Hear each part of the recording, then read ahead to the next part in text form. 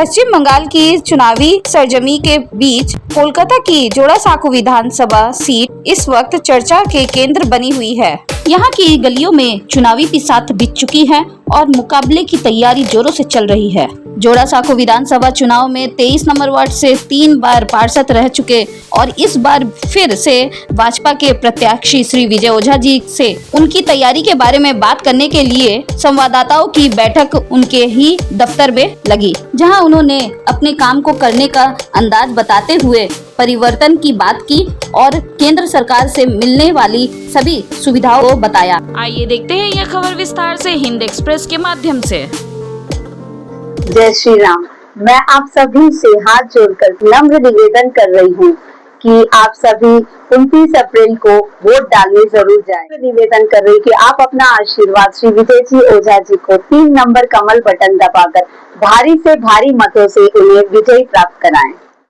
अभी हम लोग आ गए हैं सर के ऑफिस में और यहाँ अभी बात करेंगे हम विजय ओझा जी से और देखते हैं इनकी क्या तैयारियां चल रही हैं।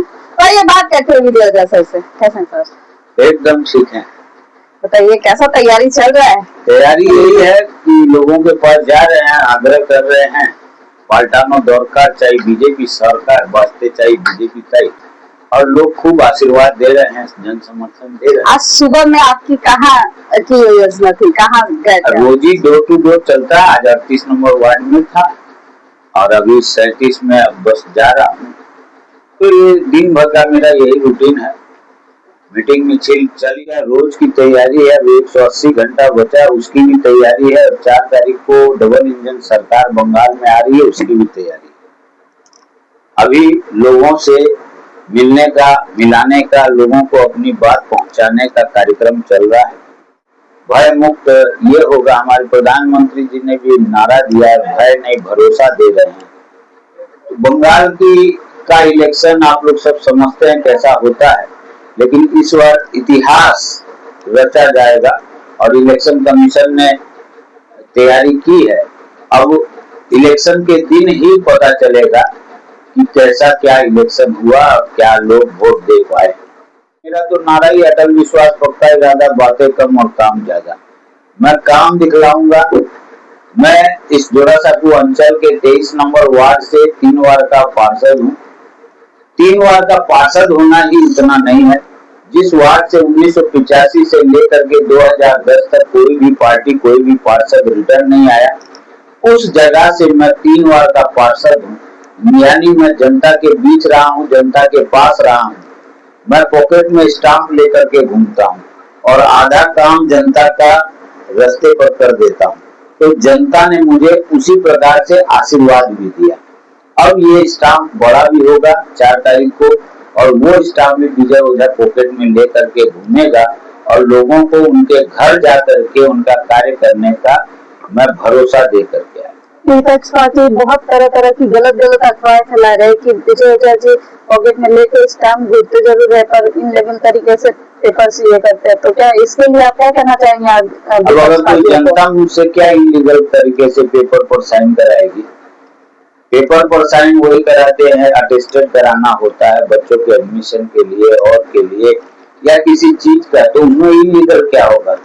जो पार्टी खुद इलीगल अवैध कार्य का, यानी अगर पश्चिम बंगाल के अंदर जो इंडस्ट्री, जो कल कारखानों का बंगाल था, वो बंद होकर के टीएमसी के सरकार में एक नया इंडस्ट्री यहाँ पर हुआ, वो तोलाबाजी का और सिंडिकेट का। हाँ, वो 1 नंबर पर चल रहा है भारत के अंदर।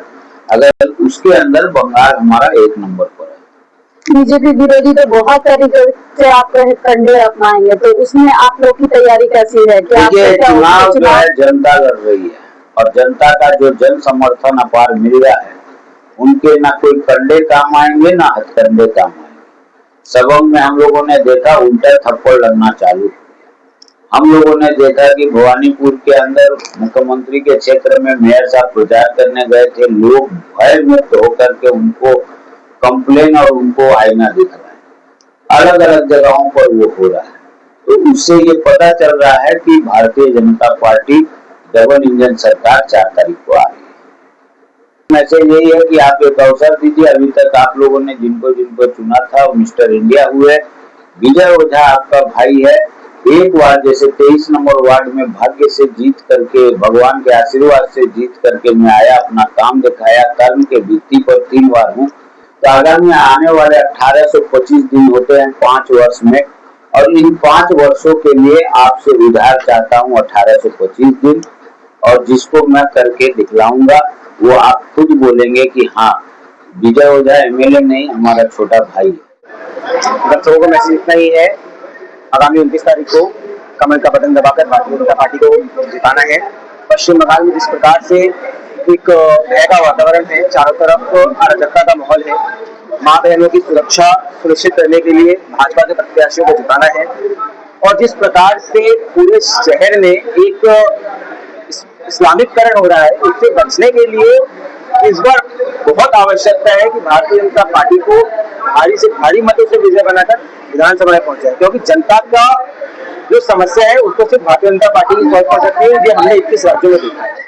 कार्यक्रम होने वाला है, उसके लिए कुछ कहना चाहते हैं तो बताइए हमारे दर्शकों को। कल उत्तर प्रदेश के यशस्वी मुख्यमंत्री श्री योगी आदित्यनाथ जी की सभा बड़ा बाजार में सत्यनारायण पार्क के समागम स्थल पर होने वाली है।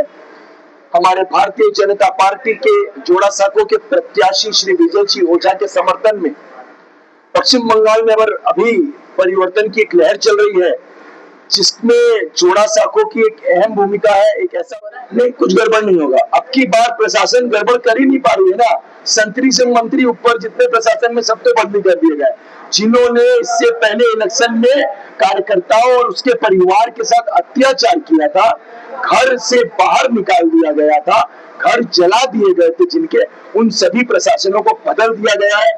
इलेक्शन कमीशन तत्परता के साथ कार्य कर रहा है और अनुमानित कोई भी घटना आपकी बार चुनाव के समय पश्चिम बंगाल में नहीं देखी जाएगी।